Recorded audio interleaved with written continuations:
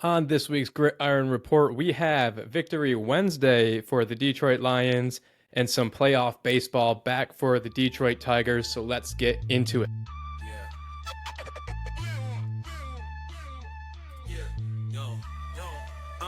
In the heart of the city where the lights grow dim, grit and grind every inch, every rim, from the underdogs rising to the legends that win. It's the Gridiron Report, let the games begin. Every highlight's a journey, roads paved with fire, sweat, tears, and hustle that never expire. From the rookies on the rise to the old hands retire, Gridiron is the place for fans to conspire. Hustle on blast, beats thundering loud, champions are born from the roar of the crowd.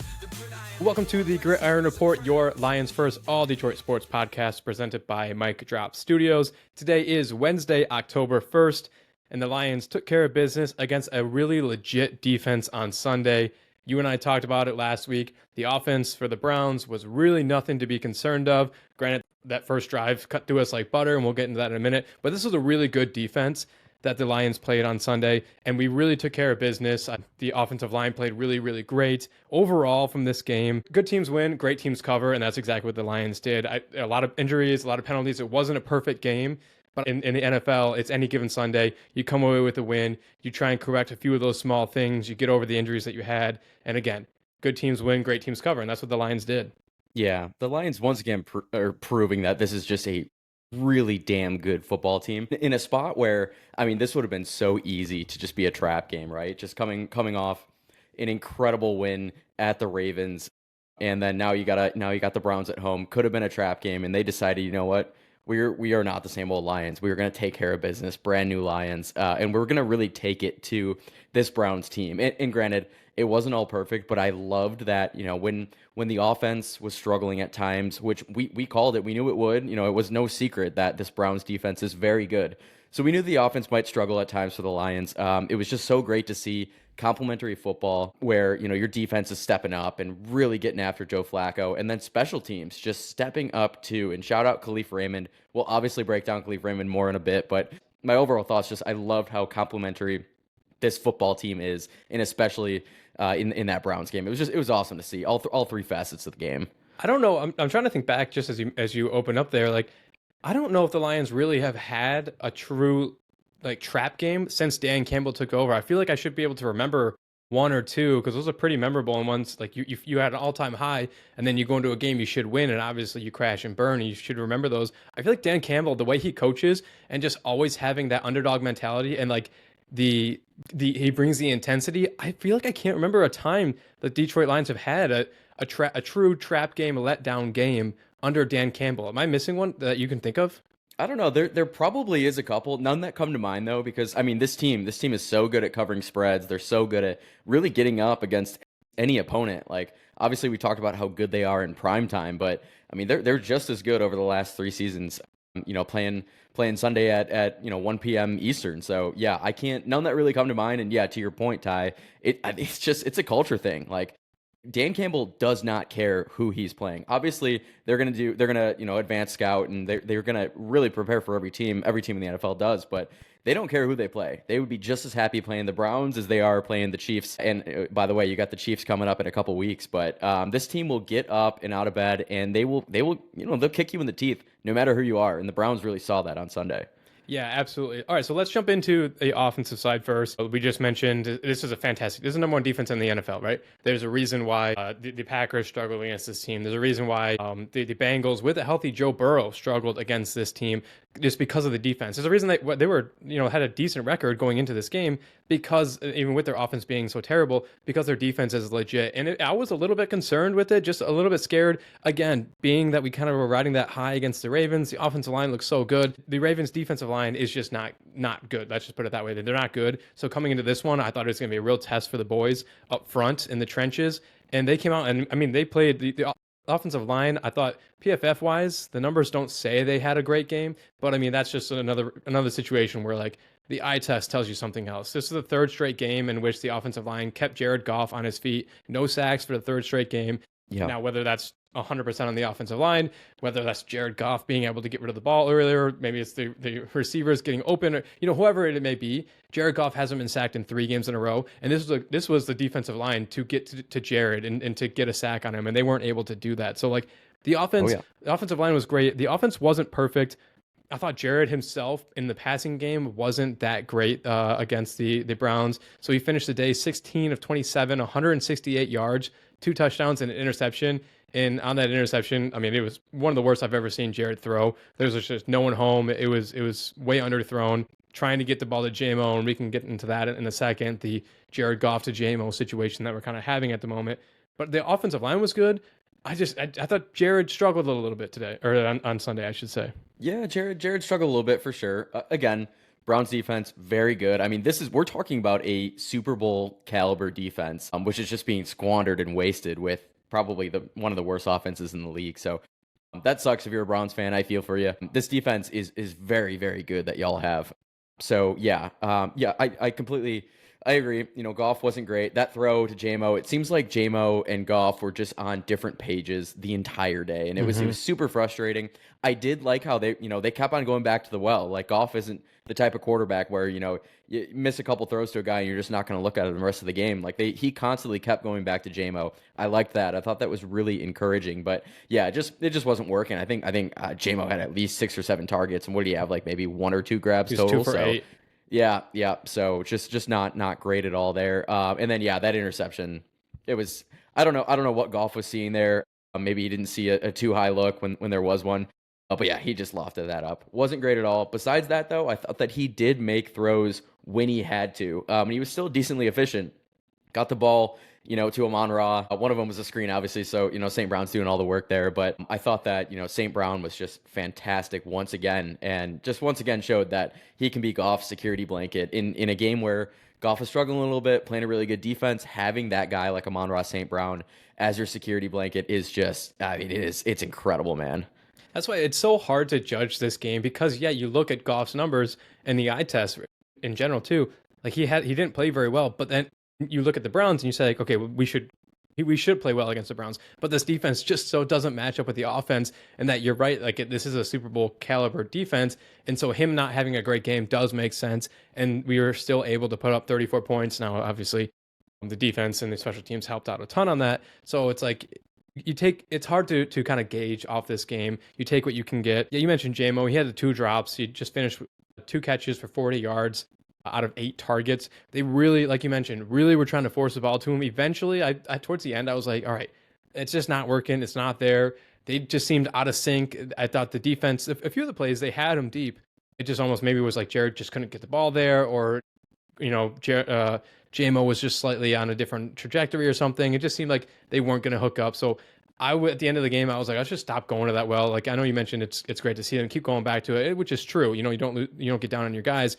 But at the same time, I was like, okay, it's just not happening over the top. Let's stop doing that. There's a few play calls that, like, I'm just like, let's do something. Come on, let's do something else. Let's switch it up a little bit. But you mentioned the running game. I thought for a really, really great defense, running game was really good. Jahmyr Gibbs had more rushing yards of 91 than the Bengals, Ravens, and the Packers all recorded as a team. Just he himself versus their team. Just in general, this year, the Browns rushing allowed average 57.3. The Lions had 109. The Browns this year allowing 147 passing yards. The Lions had 168 passing yards. So, like, in general, the offense really put it to this defense as much as they could, and we were able to get it done. And the special teams was great. Yeah, you mentioned putting it to the Browns as much as they can. I certainly don't think that the Lions put it to the Browns on offense on Sunday. It wasn't great. But yes, when you mentioned the caveat of this, I'll say it again, Super Bowl caliber defense that the Browns have. I liked a lot of things that the Lions did, especially on the ground. 109 yards on the ground. I mean, to a team who kept Tractor Cito to what did Derrick Henry have, like 24 yards against them? Like, so yeah, I was super excited to see Gibbs. Once again, he's proving that he's one of the best backs in the league, and he can do it against the best defenses. He's not just like a Bengals merchant or a Ravens merchant. We're gonna break down the Bengals game coming up on Sunday in just a little bit, but he can do it against the best teams in the NFL, and it's really awesome to see. So yeah, I mean 109 yards, and I think that a lot of that again is a testament to the Lions' offensive line. Again, you mentioned PFF grades weren't fantastic. When you're going up against a great defensive front, Graham and the likes there, it's going to be tough sledding. So the fact that they're over 100 yards and yeah, much more than the Browns had given up to date this season, I thought it was awesome, man. I thought just overall, the offense did enough to get it done. They knew that they didn't have to be perfect. They weren't perfect, but they did more than enough to get it done. Yeah, and I will say, there was one play in which I don't know if it was schemed this way or the assignments just kind of fell through and just happened to happen. There was one play where Jared dropped back, and it was just one-on-one Jahmyr Gibbs blocking Myles Garrett. And, I mean, Myles Garrett just blew right through Jahmyr Gibbs. Now, obviously, Jared didn't go down for a sack. They had no sacks given up on Sunday. But, like, that simply cannot happen. You cannot put Jahmyr Gibbs on Myles Garrett. I don't care how good of a game Jahmyr is having. He's not blocking or even stopping Myles Garrett in any way. So I don't know if that was purposeful, if that was a blown assignment, if that was just Myles Garrett blowing through the first guy who was supposed to get him. It looked like a clear shot. Jahmyr was supposed to take him on. Let's just not let that happen again, Johnny Morton. That's only going to end poorly 10 times out of 10. Yeah, that's how you get your star back hurt too. Just one-on-one against maybe the best defensive end in the league. But yeah, I'd have to look back and look at that play. Off the top of my head, I can't remember which one you're talking about, but it might have been a quick hitter where they knew they didn't really have to block the end. It was just Gibbs, go chip him. If you chip him for a microsecond, we're gonna get this quick hitter off. I haven't seen the play, but regardless, don't love that. Don't love Gibbs going up against Myles Garrett, but. Yeah, in general, man, I just you're going up against Myles Garrett. He doesn't get a sack against you. He probably had quite a few pressures against Jared, but like no sacks. I think that's just an absolute win for the Lions offense and the Lions offensive line. So yeah, overall, I thought it was great. And one last thing for the offense. Red zone efficiency was great. And again, like in a defense like the Browns were, especially in the red zone, they're pretty good at tightening up. The Lions go 3 for 3 in the red zone. I think that's huge, and I think that's especially huge. I think one of the plays was a third and kind of long from the goal line, third and goal, and they had the 10-yard hitter to Amon-Ra St. Brown. So yeah, they're getting creative and they're getting in the end zone. They got a lot of guys who are really good at sniffing out that end zone, and it showed again on Sunday. Yeah, speaking of sniffing out that end zone, Amon-Ra St. Brown, 7 catches, 70 yards on all 7 targets, 2 touchdowns. He has I believe 5 touchdowns in the last 2 games now. Oh yeah. So I mean he is just burning him right now. It on an unreal tear right now. He's playing phenomenally. Yeah, and I think so what he had 3 against the Bears. He had 2 against the Browns. How many did he have 2 against the Ravens? He's on a tear, man. He's been insane. I think he did grab 2 against the Ravens. So I mean by my math, 7 touchdowns in the last 3 games. Like that is just unstoppable. We have the technology to check this. Let's see. He had 2 touchdowns against the Browns, 1 against the Baltimore Ravens, and then 3 against the Bears. So I was getting the Bears game and the Ravens games confused. So not 5 in the last 2 games, but still 6 touchdowns in the last 3 games is unreal. It's got to be leading the league in receiving touchdowns. Yeah, it's him or dude. Puka's been insane too. Shout out to my fantasy team. Just those guys are just putting the team on their back. While Chase Brown hasn't even started playing yet. We'll get into Chase Brown, but fuck you, buddy.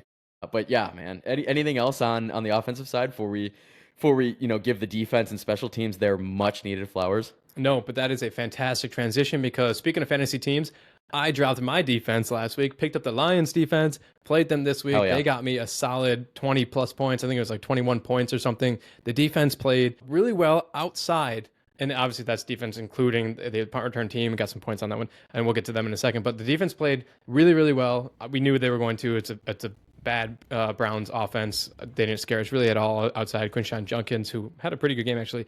Outside of their very first drive defensively to the game, which is now the 4th game in a row. I think every game this season we've given up an opening drive touchdown, which absolutely cannot happen. It cannot continue to happen. We don't do it by allowing that to happen. We're putting so much pressure on the offense, in which a game that like we're on offense first. If they go a 3 and out like they did against the Browns, now suddenly the defense, they're going to give up a touchdown on the first drive. That puts a lot of pressure on the offense to get back out there and now suddenly dig out from that hole. You had the ball first, so now you're behind. Now, granted, against the Browns, I was never really that concerned because I figured their offense wasn't going to be able to keep up with our offense, so I knew we'd get that back eventually.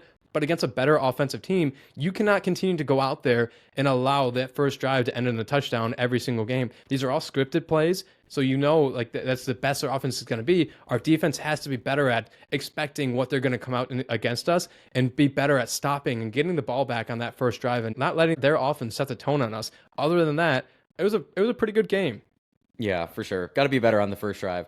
It's almost like, I mean, what do you do differently? Like, I'm not going to pretend like I'm breaking down film and I know exactly what the Lions are doing from a defensive standpoint on the first drive of the game versus anywhere else. But like, it is weird now. 4 straight games giving up a touchdown. Like that's couple games is fine. 3 is a trend, whatever, that adage is. But 4 is like, that's an absolute trend. And it's gotta start trending in the opposite direction. So, yeah, besides that first drive, just 3 points from the Browns for the remainder of the game. So the next, 50 whatever minutes of game time, just 3 points.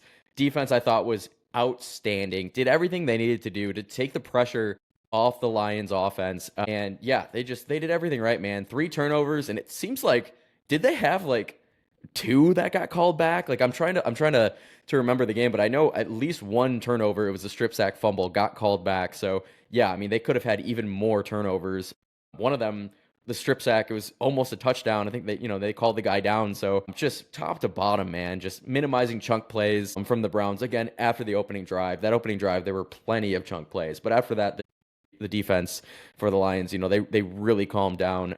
And then, yeah, the turnovers were awesome. I think, they were quiet first game of the season, obviously against the Packers, no turnovers, and they've really turned it up in that department. And it's fantastic to see. Yeah, Aiden Hutchinson is absolutely back. He had 4 tackles, 2 sacks, 4 QB hits, and a forced fumble. He was insane. We brought up last week or 2 weeks ago, at least I brought it up, that it seemed in the first half of games he was kind of quiet, and then it was coming alive in the second half. I thought he kind of was just all over the field, and now granted, it might still be this. It might have been true this week. I just didn't notice it, but I felt like he was making a difference every single play in that game. He was absolutely back to full health, back to before the Dallas Cowboys games last year. We said last week, make Joe Flacco beat you. Joe Flacco, Father Time caught up to him. It was a great story. His time was over and done with. I think we actually now, I think it's probably safe to say the Lions might have ended his career. I think it was reported that Dylan Gabriel is going to be starting from here on out, so it might actually be true that the Lions finished a Joe Flacco career. But after that first drive, in which he was like 5 for 5, 6 for 6 or something for like 60 yards, I was a little bit concerned how we were saying, like, make Joe Flacco beat you. And holy shit, Joe Flacco was beating us for a minute. But then, like you said, after that, just 3 points the entire rest of the game. Joe Flacco, we brought the heat. He finished 16 for 34, which is 184 yards, 2 interceptions. We sacked him 3 times for 14 yards. The defense was all over the field. Jack Campbell was all over the field. I thought everything about it. You mentioned the strip sacks. Unfortunately, got to clean up some of the penalties. I didn't like that. Unfortunately, we did have a decent amount of injuries that we can get into in here in a second. But outside the penalties, outside the injuries, outside that first drive, it was damn near a flawless game. And again, we're not going to sit here and pretend we're playing the Chiefs or playing the Ravens again or playing the Eagles. Or it's the Browns. We all know the Browns. But it's still like it could have been a trap game. They definitely didn't let it happen. Quinshon Judkins ended up having a decent game, 21 carries for 81 yards, a touchdown, a busted one, long one for 11. I thought Jerry Jeudy actually had a pretty good game, 3 catches for 48 yards. Isaiah Bond also had a randomly good game, 3 catches for 58 yards. So like they had some guys that got open a little bit, but it was few and far between. And I thought the defense, they came to play, and they're really showing that maybe that first game of the year against the Packers was, like you said, the outlier, and we're able to be ball hawks, get to the ball, get to the quarterback, and provide some pressure. Yeah, you mentioned Judkins having a good game. He definitely did. The kid is a very good running back, and I think if these couple games are any indicator, he's going to be awesome. He's going to have a great career, and wishing him the best. But I do think that yes, he had a good game, but only 3.9 yards per carry. So I think that you live with that. It's not perfect by any stretch, but I do think the defensive line did a good job of minimizing Judkins overall, especially after that first drive, that first touchdown drive for the Browns. So. Yeah, overall, they did more than enough to win in a game where you didn't have to be perfect on any side of the ball. They were very, very good on this defensive side of the ball. And yeah, you mentioned Hutch. You said his stats. I'll say him again: 4 tackles, 2 sacks, 4 QB hits, and a forced fumble. Can we talk about that strip sack where, I mean, he's getting smarter, like as if that it was even possible for Aiden Hutchinson to get better at football or smarter. Like, I mean, he knew, I don't have to go for this monster hit on Joe Flacco. I don't know if it's just, game planning, knowing Joe Flacco's a million years old, that you don't have to just wreck him because he's already pretty bad. So it's not like they're trying to, get a lot of hits on this guy. So Hutch, what did he do? He goes right for the ball, just swipes that. Like, I mean, that's a bear swipe. And man, it was awesome, man. I got so fired up seeing that. He's just seeing Hutch back. Seems like he's got more confidence. He's definitely getting his conditioning back. It's going to take time, but he is back. He's an absolute monster. Dude, that was so perfect, because you hear when defensive linemen and edge players come out of college, they go in the draft, you talk about size, you talk about explosivity, but then you also talk about bend. And when you hear bend, you're talking, I don't know what the hell bend means, like how they bend, how they flex, what does it mean? And then you see Aiden Hutchinson like flying around the side and able to literally, like you said, like reach around his guy. He's not going through the guy, he's kind of reaching around and just literally bending and getting to the quarterback and just tipping the ball out of their hands. It is such a huge thing, and he's so good at that. He's so good at like contorting his body around the offensive lineman and still getting his hand and knocking the ball free. He was fantastic. I mean, Jack Campbell, like I said, flying around the field, 11 total tackles, 7 of them being solo, 1 tackle for loss. He was, insane. This defense was flying around. We did have the injuries, so you had Terrion Arnold went down with an injury. Kirby Joseph at one point went down with an injury. Aiden Hutchinson at one time went down with an injury. And then DJ Reed also went down with an injury. Those were the 4 major ones. The 2 we can kind of wipe off the board real quick. Aiden Hutchinson went down. What actually seemed semi-serious. I know they showed the fans, and everyone's there was like dead silent in the stadium. It looked to me almost like he took a shoulder pad right to the chest. It looked almost like it was just got the wind knocked out of him. And was down and couldn't kind of catch his breath, and that's why it looked so serious. But then he popped right up. Obviously, he finished the game. Kirby was another one. Looked like he maybe banged his knee a little bit. He was a little bit banged up coming into this game. I think he also had a bruised knee. So it sounds like it was just kind of a contusion. I believe he finished the game as well. So those are the 2 that went down. Everyone was kind of panicking for a little bit. I believe both of them ended up finishing the game. The other 2, a little more serious, Terrion Arnold and DJ Reed. So Terrion, the report is that he is 50-50 to play this week. It's not expected to be long-term. I didn't see exactly what the injury was going to be. Actually, let me check real quick to see exactly what the injury was. Yeah, while you check too, I'll just touch on Hutch real quick, because he was in his presser afterwards. He broke down that injury, and you're exactly right what you said. He got the wind knocked out of him. And he's on the ground, like, just knowing that, everyone thinks he's more injured than he is, and he's trying to get back up, and he's like, can't even breathe. He's like he's literally just, everyone, we've all been there. You get the wind knocked out of you, and you quite literally can't breathe for like a minute straight. So yeah, he was trying to get up. He knew that the fans were holding their breath. Yeah. Obviously, given everything that happened last year.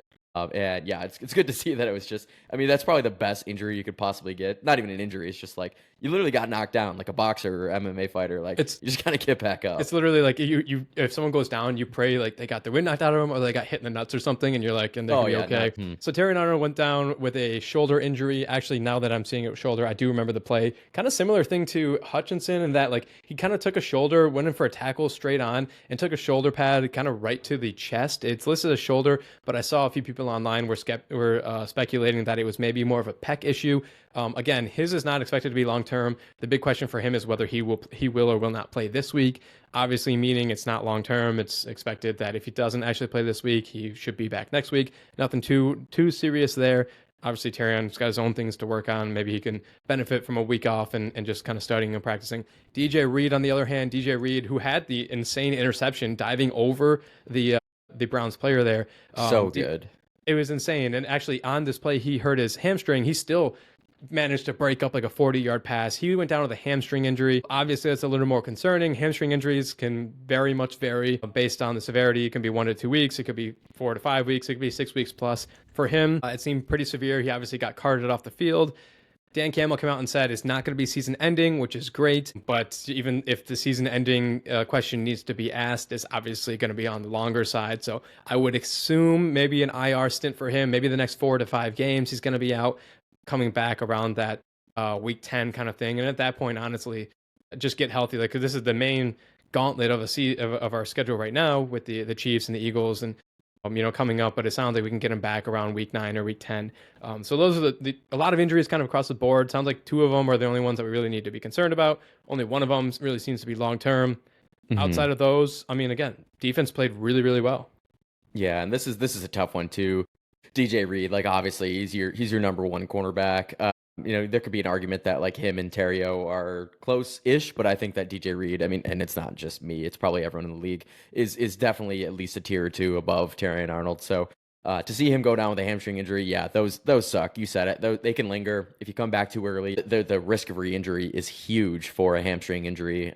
So yeah, I guess we'll wait and see what severity like the grade, strain, or tear is, and yeah, hopefully wish for the best. But yeah, it's definitely a huge loss for a team that at times struggles in the secondary, and yeah, we'll see when DJ Reed can come back. But it's tough not having him for this gauntlet of a schedule. Obviously, you already got through the Ravens game.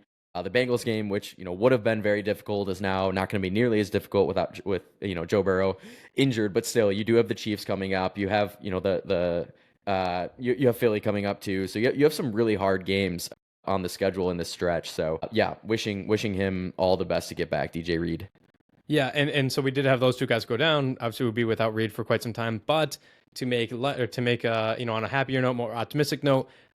This week starts the 21-day practice window for players such as Malcolm Rodriguez, Aleem McNeil, Miles Frazier, and Josh Pascal. They all can begin their 21-day window of beginning to practice. Now, obviously, that doesn't mean they're all coming back right now. They have about 3 weeks to really ramp themselves back up before they're added back onto the roster. Sounds like Aleem McNeil is actually going to start. He started his window. It sounds like he's actually is going to start his practicing with the team. Dan Campbell said today that he looks great. He said he feels great. He's just tired of training and just needs to get back to football. So just imagine adding Aleem McNeil to this defensive line that Hutch is playing insanely well. Al-Quadin Muhammad is suddenly, really playing really well. DJ Reader has been a mainstay up in the front there. Adding, and Tyler Williams has been fantastic as a rookie too. So adding an Aleem McNeil like that should help take some of the pressure off of losing a DJ Reed on the back end, getting to quarterbacks quicker. So then, the secondary doesn't have to cover quite as much or as long as you need, if someone's got to be refilling DJ Reed. So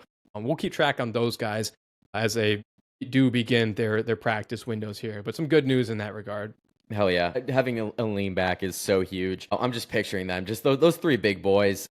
Obviously, yeah, Tyleik playing really well. DJ Reader has been a staple for this Lions team for a couple of years now. To get Aleem McNeil back in there in the defensive line, this is going to be a scary, scary front seven, especially with Rodrigo back too. Jack Campbell playing great, Anzalone. Like that is one of the better front sevens in the entire league. So yes, like you said, hopefully that takes away a little bit of pressure that we might be getting from losing DJ Reed. So yeah, awesome news. But we've buried the lead long enough, man. Can we talk about Khalif Raymond? We can.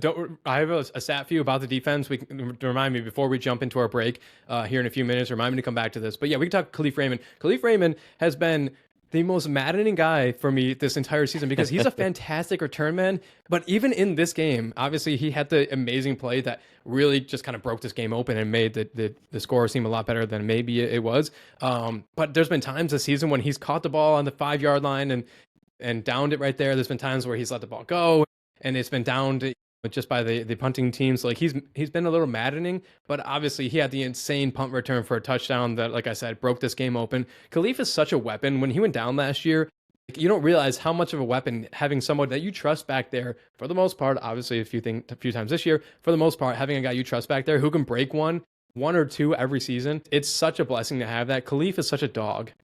Man, it was so awesome, man. And in a pivotal point of the game where, obviously the Browns were struggling on offense, but it wasn't like the Lions were completely blowing them out at this point yet. I think it was, I can't remember the exact score, but I think the Khalif touchdown made it a 3-score game, or maybe that was to break it open, make it a 4-score game. But regardless, the game wasn't out of hand yet. So it was just a huge moment for Khalif Raymond. And yeah, man, it was that play, like he jump cut to the right when he was almost already out of bounds, and somehow he found just a sliver of space to the right, made a guy miss, and then just exploded back to the left. And the rest was history. I don't know. I wish that I could give this Lions player a shout out. I don't know who it was, but some guy on the punt return team was flying down the field and somehow like made 2 blocks in one. that kind of helped spring Khalif Raymond. I think he might have sprung it without this block anyways, but I'm going to have to figure out who that was and give them a shout out because it was just awesome. It was a double block. And probably the last thing I would say about this play, Brown's punter, you just nailed it in. I don't even know. I gotta look up who this guy is, but talk about mailing it in. You have to at least like pretend to dive. Like that was tough, man. That was a tough scene. Yeah, so it's Corey Bjorquez. I think that's how you say his name. It comes off the heels of was it last week against the Ravens? I think when we had the Jake Bates diving at the guy's feet and was able to stop a potential touchdown, and obviously we ended up winning that game. So like coming off the heels of watching Jake Bates throw it all on the line to save a touchdown, and then Corey Bjorquez, or however you say his name, just do that and make the most business decision, being like, man, I don't really care. We're the Cleveland Browns. Like, we're not winning this anyways. I'm gonna let this guy go. I mean, it was hysterical. I mean, and you're right. So the score, it was 10-20. The score was at that point in time, and they had just kicked a field goal, and in the third quarter, and not that it was close or anything, but it did, to me, felt a little bit too close. It's kind of what they did. What the Browns did against the Packers. The Packers just kind of let the Browns hang around a little bit too long, and then it obviously ended up coming back to bite them in the ass.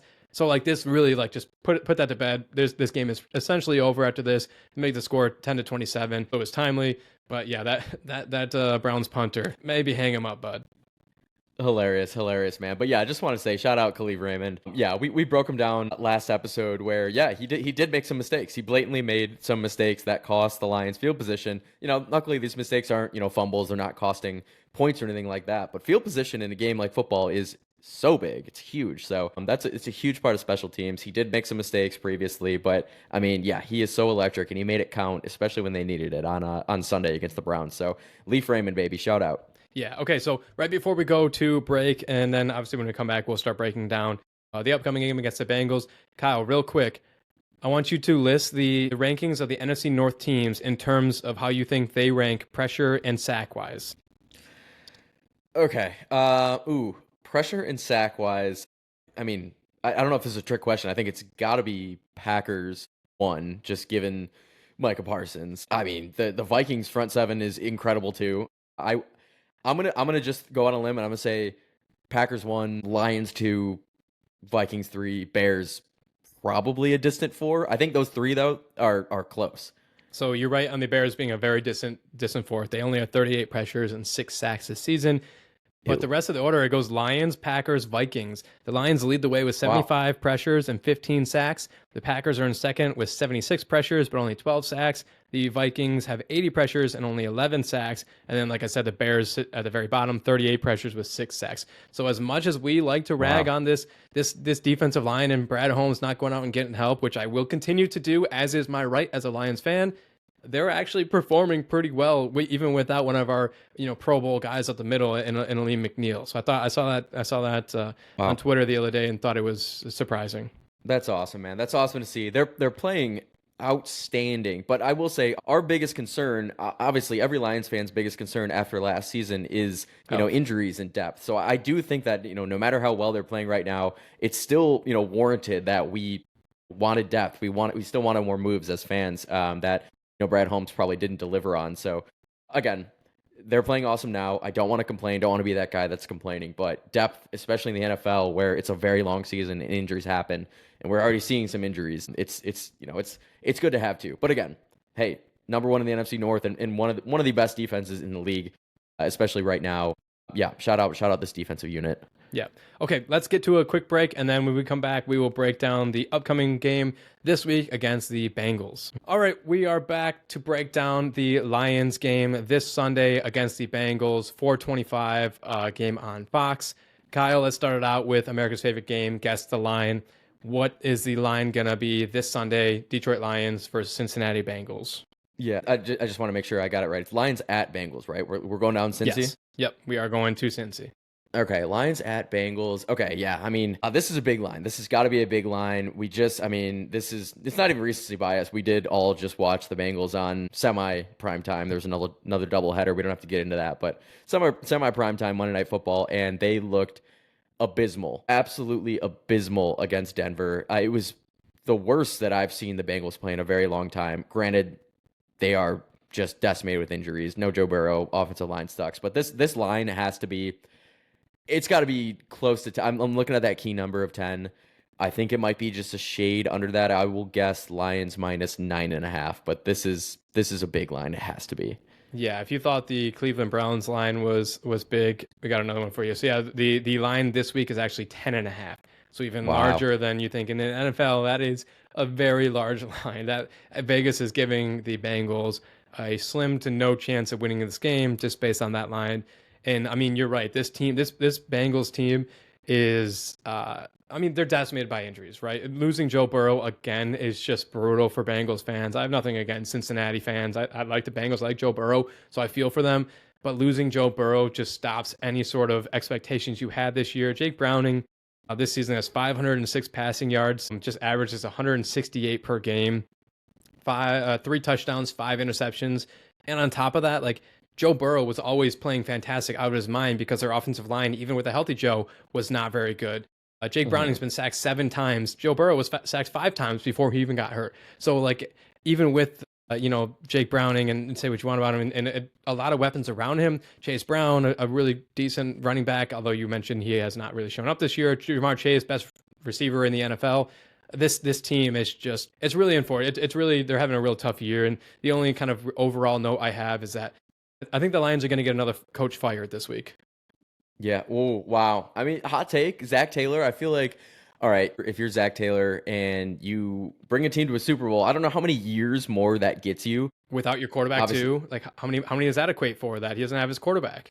Right. Yeah. So I certainly don't think that Zach Taylor is going to be the next firing in the NFL. I'm not going to say that he's not going to get fired. He's been kind of on the hot seat for a couple of years, but just given that he's brought the team to a Super Bowl, I think he probably has a little bit more wiggle room with a Joe Burrow that, is injured obviously right now. But yeah, just in general, man, I mean, the Bengals without Joe, they're horrible.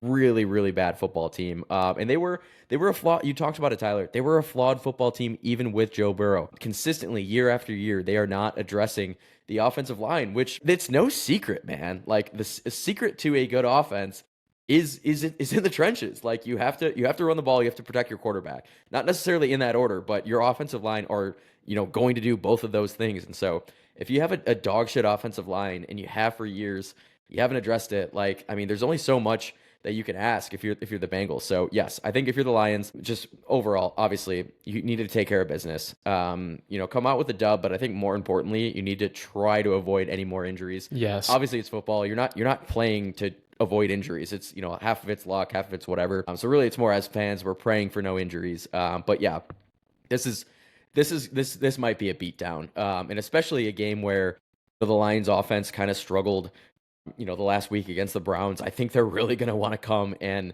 just punch this Bengals team in the mouth. Look at the Bengals defense. They rank 30th in the league. They give up 400 yards per game. They've given up 15 touchdowns through 4 weeks. They are just not good in any facet of stopping the run or the pass. I think that the Lions offense should have just absolutely no problem carving this team up like butter if they show up at all. And we know that this Lions offense, it almost always shows up, especially against bad defenses. Yeah, so we don't even need to really break down offense and defensive wise, just because, like we mentioned, I mean, this Bengals team is just depleted injury wise. You got Shamar Stewart, their rookie defensive end, is questionable. He might not play this week. Noah Fant, the tight end, who has had a decent career in the NFL, he is questionable. Obviously, the offensive line at full strength is already not a very good offensive line. They're missing 2 guards on injury reserve. So yeah, there are a few guys that, like, there's not terrible on their defense. Jordan Battle, safety for them, is putting together a pretty good season. I think Demetrius Knight's having a pretty good season. So like they have a few guys in the linebacking core, a few guys in the safety position. We already know what Jamar Chase is. We already know what Chase Brown is, like, on the offensive side. So like it really is just shut those guys down. Just make Jake Browning beat you, and I think if he does, we'll have a much bigger discussion for next week. So do you want to get to just some between the lines and then some score predictions for this game?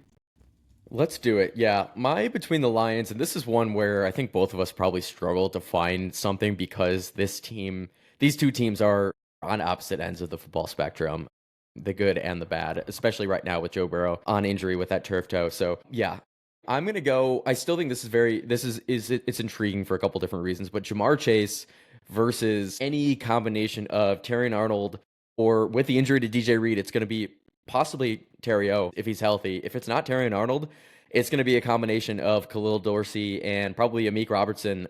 Not necessarily in that order, that are tasked with covering Jamar Chase. And even though you got Jake Browning thrown to you, and even though this Bengals offensive line is not great, you still have probably the best wide receiver on the planet in Jamar Chase. So I still think that it's going to be a matchup to watch, especially given the injuries that the Lions have just sustained to cornerback. So that's going to be my between the Lions. Yeah, I agree with you. I mean, he's the best receiver in the NFL, so you just always have to be aware of him. Our secondary has been subject to some getting beat sometimes, looking at like Rome Odunze and stuff like that. My between the lines, again, similar to you, struggled a little bit just because there's not necessarily a one-on-one matchup that's like a Micah Parsons versus Knay Sewell. Like, there's nothing really like that. So I'm just going to go ahead and say, like, I want to see how much pain this defensive line can put on the bad Bengals offensive line and Jake Browning. I want to see how many, how much Hutchinson and Al-Quadin Muhammad can eat. I want to see how many sacks they can put up this week. Just to, again, continue proving that, like, hey, they had their coming out party against the Ravens a few weeks ago. They backed it up against a Cleveland Browns offensive line. Let's back it up again this week against a bad Cincinnati Bengals offensive line. Bad team. It doesn't matter who you put in front of you. It's not their fault that this offensive line is beaten up. Like, you got to go to work and you got to put a beat down on them. So I'm watching to see just how many sacks and how many pressures this defensive line can put up, and how much hell they can kind of raise on that defensive line side. Hell yeah. Love that. Let's raise some hell. Yeah. And for a guy who's streaming the Detroit Lions defense, Tyler, I mean, great pickup by you, knowing that at least these next two games, it's gonna be incredible. I know you said they scored 20 points last week. Surely you won that fantasy game, but I mean, you're probably gonna win this one too if they rack up another 20 against this Bengals team. Yeah, unfortunately, I didn't win, but Derrick Henry and AJ Brown decided they don't want to play this year, and it's fine. But Shit, okay, man, sorry let's about get into. I feel like you knew that, and you just brought that up. Anyways, let's get into some predictions. I have my prediction, and it's a bold fucking prediction. I want to hear what you think first. So I have not looked at the over/under, so I'm shooting from the hip here. I feel like the over/under, I don't know. It's gonna be. I'll tell you, it's 48.5. 48.5. 48. Mm-hmm. Yeah.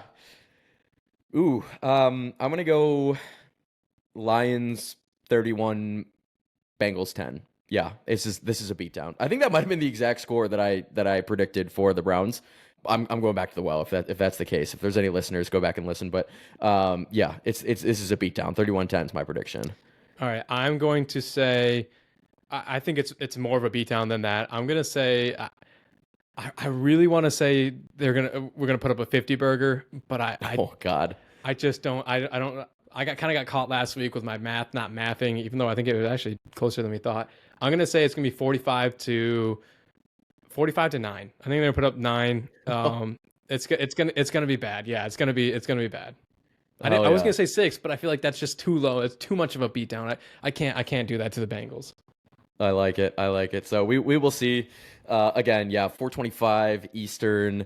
Lions at Bengals. But again, kind of bearing the lead once again. We had a Detroit sports team play today and play very well. Can we break down the Tigers and their I don't want to say dominant, but 2-1 win over Cleveland? Yeah, and so if you are tuning in for the Tigers talk, thank you guys for sticking through with us throughout this entire episode. This is a difficult one for us because we have a lot to talk about with the Lions. Naturally, we do 90% of our show about Lions, but this is also a big talking point with the Tigers. So you just mentioned it.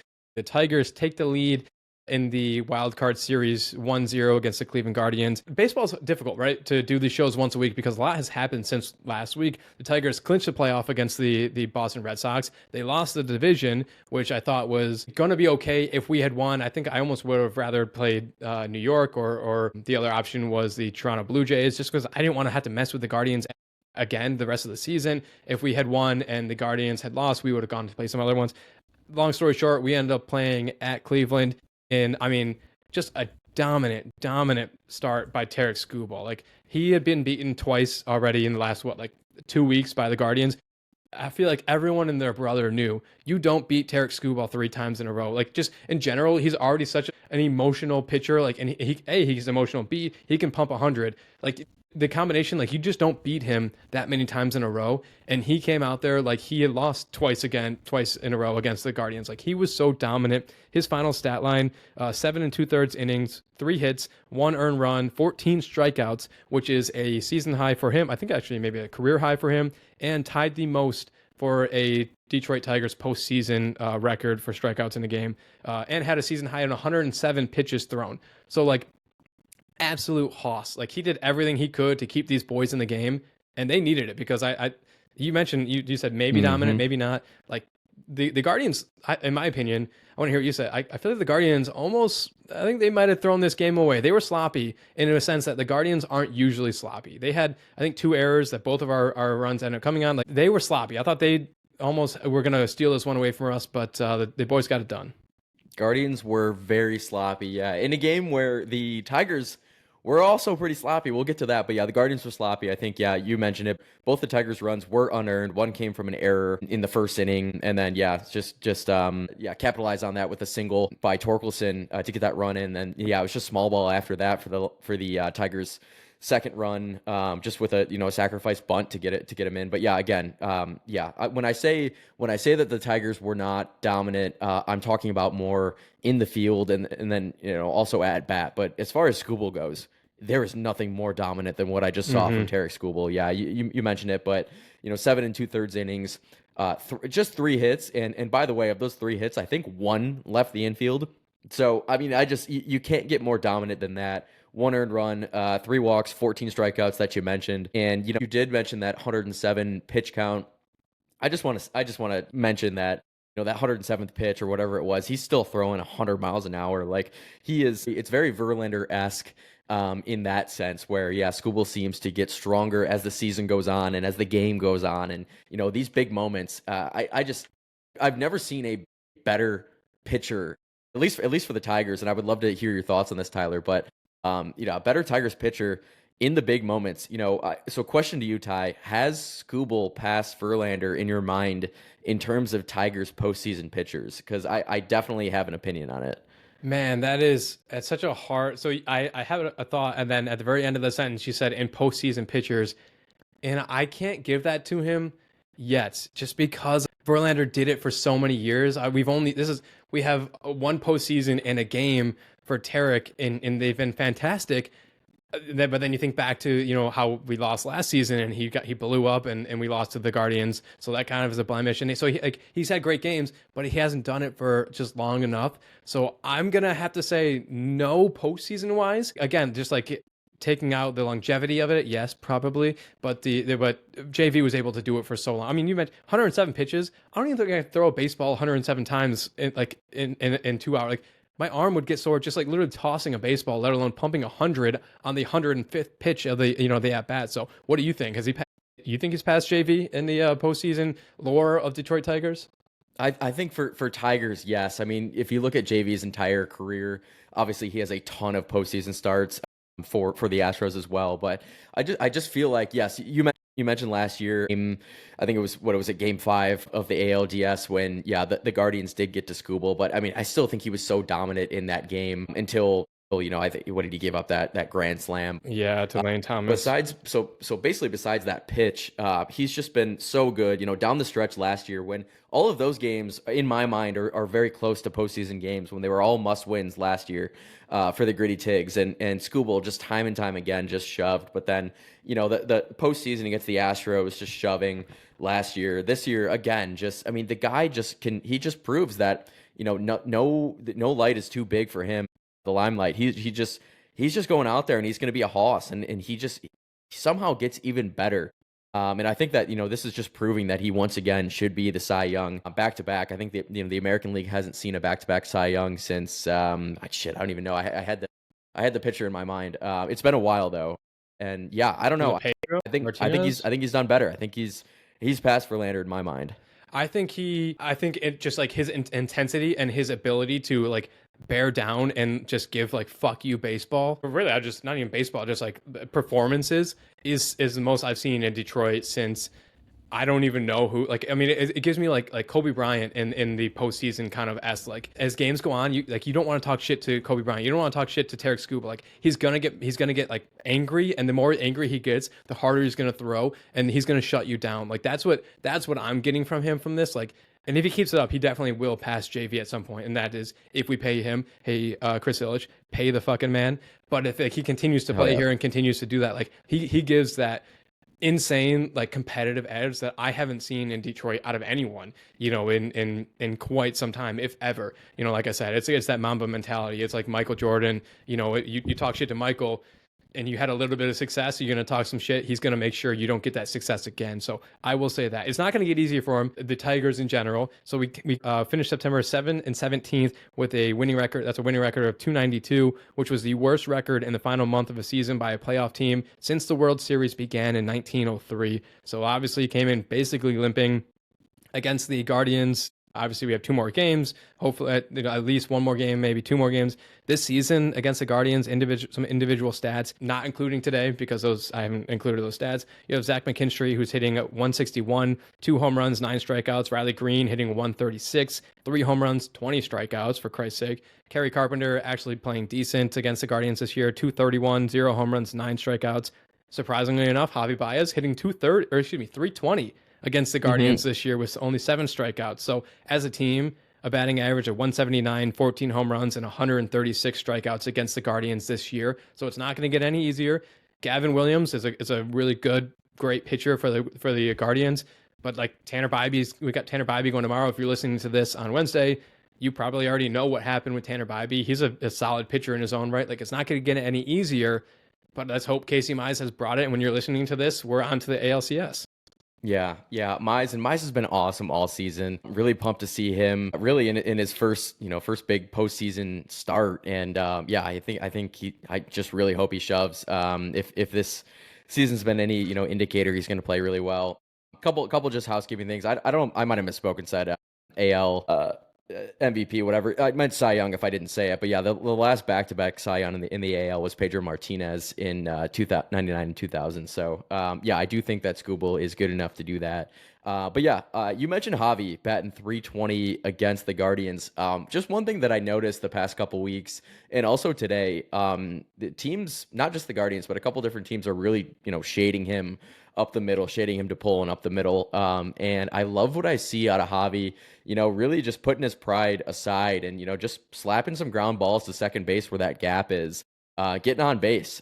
If there's anything we know about baseball, it's that if you get on base, good things are going to happen. So I love to see that out of a guy who, obviously has struggled mightily, for the past 5 seasons and really turned it around this season. To see him, kind of put his pride aside and say I'm just going to get on base for this team. I'm going to take what the defense has given me and just hit singles. I think that was awesome. And they have him hitting 9th, which I love. I love to have someone like we said, who's strangely having success against the Guardians this year and the 9th spot because it allows us to turn the lineup over with somebody possibly on base. And again, like you said, the pride, no one wants to hit 9th. 9th is where you put one of your worst batter. I don't know, say what you want. Maybe 8th is where you put your worst batter, but 9th is where you put one of your worst batters on your team. And so to have him hitting 9th is great for his pride. I will say 2 things that hopefully we'll get Tarek again at some point. Hopefully we come out with the series and we get another Tarek outing. Tarek has to work on the infield singles. He somehow just struggles so much with infield singles. It seems like he panics and maybe he just kind of wants to do it all because he's that competitor and he wants to get the ball. But some of the things he should just let go to Javi or whoever's playing second to Glaber. And then the other thing is I feel like he consistently, at least against the Guardians in the last 3 weeks, and obviously they have their own voodoo what they're doing, but so many times he's walked the 9 batter, and we just talked about Javi playing well as a 9 batter, but so many times he's walked the 9 batter. Usually it's been Austin Hedges, and that's a guy you have to get out. Austin Hedges is batting 140 this season, and he's walked 5 times. I think I saw today of Tarek Skubbal's walks he's given up this season, almost 9% of them have come to Austin Hedges. And it's one guy, crazy. You can't let the 9 batter get on base with Steven Kwan coming up right behind him. So the 2 things, Tarek's got to be better with his infield singles, and he's got to get better getting the 7, 8, 9 batters out and not letting it turn over with Steven Kwan and Jose Ramirez lurking on deck. Yeah, I don't know what's going on with Scooble lately with balls hit in the infield, but yeah, he's basically turning into like an 11-year-old whenever a ball is hit like near him, he's just trying to go get it, and it's like, dude, you got just like all-stars in this infield that can really help you out. And yeah, just I don't know. That was really bad. Luckily it didn't, it didn't come back to bite them. They obviously got the win. He still played awesome. But yeah, that run did not have to be given up. It really should have been, a 2-0 game. And obviously, we did allude to it, but the Guardians, they made a lot of mistakes too, especially in the ninth inning, a base running mistake by J Ram. I don't even know if you can really call it a mistake. It was a bit of unluckiness too, but and a great play from Will Vest. But I do think that the Guardians shot themselves in the foot a lot in a game that was still decently winnable for them, despite the dominance of Tariq Skubal. So I'm really glad that the boys got out with a dub. Yeah, as you're listening to this, I think do we know, is it another noon game tomorrow or 1 Same p.m. time, 1 o'clock Eastern time? Yeah. So by the time you might be listening to this when the game's going on, or maybe you already know the result, but yeah, I think this is one where you got to take care of business, especially the Tigers, having Casey Mize on the mound, and then in a game 3 Flaherty. where you have two good starters and then it kind of a drop off due to injuries. I think this is another must win for the Tigers. So yeah, wishing the boys luck. I'm glad they were able to get this one because, you don't win a scoop ball, just kind of confidence goes down. And the way the Guardians play their baseball with just such elite defense and not making mistakes and just such great pitching, you got to steal any sort of game. So we're not going to look a gimped horse in the mouth. Yeah, they made their mistakes. That's not our fault. That's their fault. We took the win. Like you just said, Kyle. And I think I said ALDS or ALCS earlier. It's obviously going to be ALDS. So when you're listening to this, hopefully we've already moved on. Casey Mize threw a gem. What a great story for him. I hope he really throws a great gem, having been left off the playoff roster last year and then coming back, making the All-Star game and stuff like that. So hopefully Casey is able to do that. The only other sort of news we have from the Tigers, it was released. I don't know if it was purposefully released or kind of leaked, but it was released that AJ Hinch was offered an extension, but it unfortunately came right in the middle of that just terrible slump in which we pissed away the division, and the Tigers decided it wasn't the best time to get this actually taken care of, which I agree would have been a real terrible look. So AJ Hinch and the Tigers decided to just hold off on it. They just had to sign on the dotted line. It's already kind of figured out. But barring any crazy unforeseen circumstance, AJ Hinch expected to sign an extension to stay in Detroit as the manager for the Detroit Tigers for the foreseeable time. It wasn't released any of the details, longevity, price point, or anything, but AJ Hinch expected to stay with Detroit for the foreseeable future. Which I think is huge, and it's not a hot take. I think everyone and their brother knows how good of a manager that AJ Hinch is, and just a blessing that we got him, given him coming off the Astros cheating scandal, out of the league, coming back in to a really, at that time, a dog shit Tigers team that had no business getting a manager as good as AJ Hinch. So yeah, just a blessing, and the blunder down the stretch. It's obviously not. Maybe it's a little bit on coaching, but most of it is just, the structure of the team and, not having, enough bats or not having enough pitching, which, we talked about obviously at the trade deadline. So it's not entirely on AJ Hinch. It's really not on AJ Hinch at all. I think AJ Hinch is a fantastic manager, a great game manager. He manages his pitchers really well. And yeah, I'm super pumped that he's going to be extended. I think if you're AJ Hinch, you're probably just a little ticked off, guys, we couldn't just close out that division and then get it signed on the dotted line now we have to wait. We couldn't get one more win. But yeah, overall it's great to see that they're extending him. Yeah.